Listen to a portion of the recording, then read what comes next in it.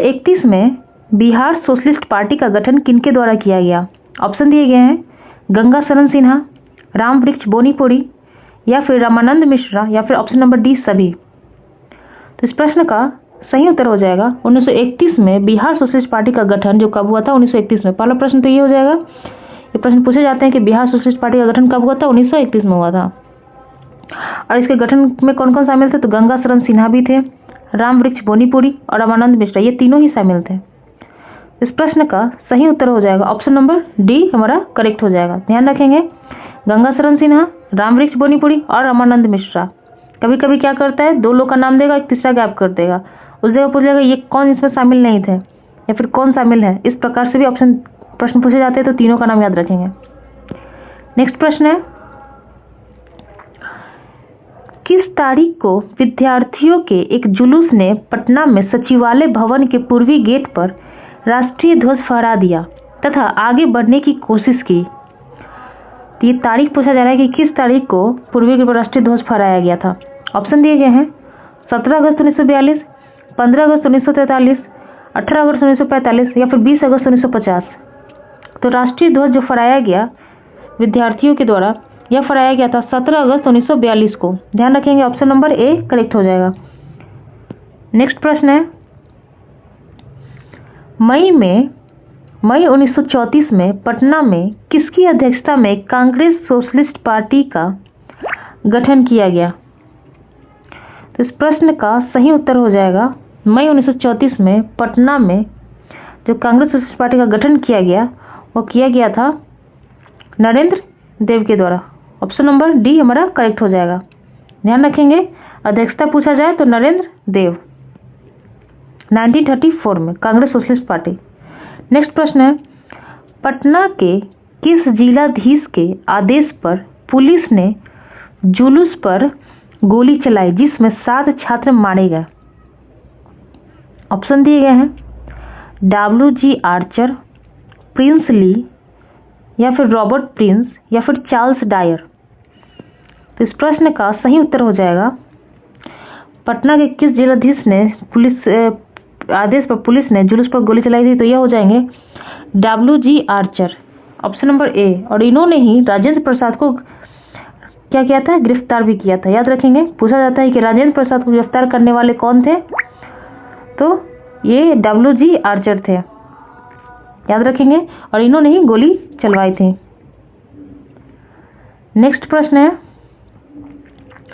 स्वतंत्रता प्राप्ति के पश्चात सचिवालय गोलीकांड के स्थान पर किसका निर्माण किया गया? ऑप्शन दिए गए हैं स्वतंत्रता स्मारक, शहीद स्मारक, राम स्मारक या फिर वीर स्मारक। तो इस प्रश्न का सही उत्तर हो जाएगा स्वतंत्रता प्राप्ति के पश्चात सचिवालय गोलीकांड के स्थान पर जो निर्माण किया गया था वो कराया गया था शहीद स्मारक। ऑप्शन नंबर बी, याद रखेंगे, ऑप्शन नंबर बी करेक्ट हो जाएगा, शहीद स्मारक। नेक्स्ट प्रश्न है, मगध का नामकरण किस राजा के नाम पर पड़ा? ऑप्शन दिए गए हैं राजा मौर्य, राजा मग, राजा मगधी या फिर राजा अशोक। तो मगध का नामकरण जो पड़ा था वो राजा मग के नाम पर पड़ा था। ऑप्शन नंबर बी करेक्ट हो जाएगा। नेक्स्ट प्रश्न है, पटना विश्वविद्यालय की स्थापना कब हुई? ऑप्शन दिए गए हैं 1915, 1916, 1917 या फिर 1918। तो पटना विश्वविद्यालय की स्थापना जो हुई थी वो 1917 में हुई थी। ऑप्शन नंबर सी करेक्ट हो जाएगा।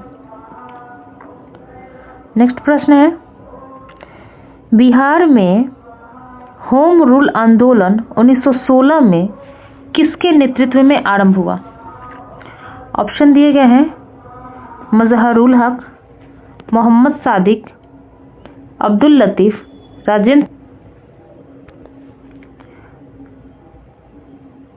तो इस प्रश्न का सही उत्तर हो जाएगा बिहार में होम रूल आंदोलन जो है 1916 में, इसका नेतृत्वकर्ता जो थे वो मजहरुल हक थे। ऑप्शन नंबर ए हमारा करेक्ट हो जाएगा।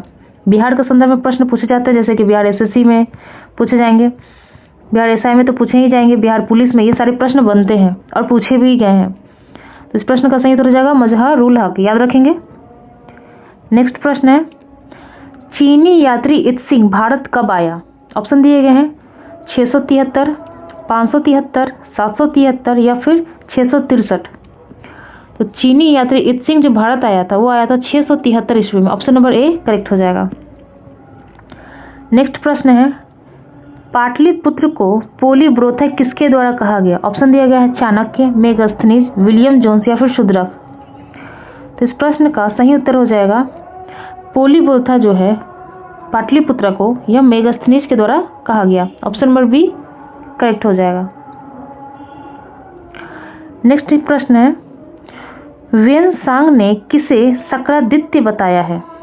ऑप्शन दिए गए हैं देवगुप्त, कुमारगुप्त, हर्षवर्धन या फिर भार्गव देव। तो वेनसांग ने जो है शक्रादित्य बताया है वह कुमार गुप्त को बताया है। ध्यान रखेंगे, ऑप्शन नंबर बी करेक्ट हो जाएगा। नेक्स्ट प्रश्न है, बिहार में महाबोधि मंदिर और मनियार मठ कहाँ है? ऑप्शन दिए गए हैं राजगीर, बोधगया या फिर बोधगया राजगीर या फिर बोधगया मुंगेर या फिर पटना या वैशाली। तो महाबोधि मंदिर जो है वो है बोधगया में। ऑप्शन देखेंगे Rajgir, Bodhgaya, Bodhgaya. Option number B और सी। अब क्या पूछ रहा है? मनिहार मठ। तो मनिहार मठ कहाँ स्थित है? यह है राजगीर में। तो यह हो जाएगा ऑप्शन नंबर बी हमारा करेक्ट हो जाएगा। महाबोधि मंदिर बोधगया में और राजगीर में क्या है? मनिहार मठ है, याद रखेंगे।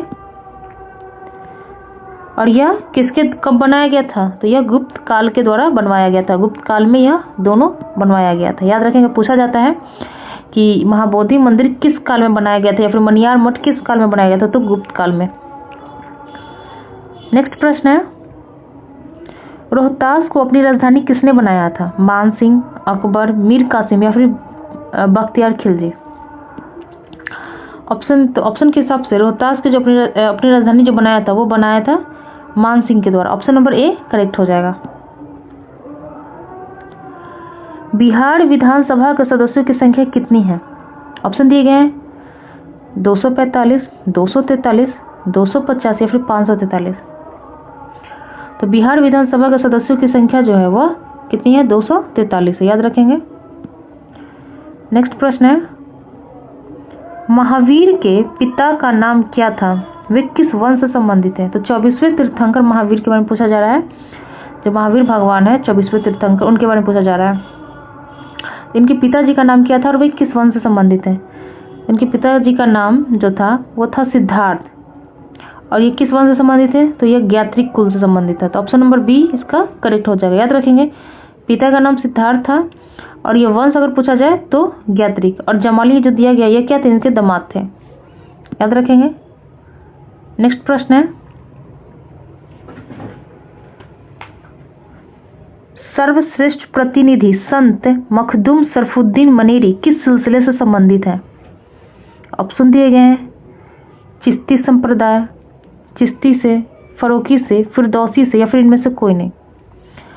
तो मखदूम शरफुद्दीन मनेरी जो है वो किससे संबंधित है? इस प्रश्न का सही उत्तर हो जाएगा ऑप्शन नंबर सी, फिरदौसी।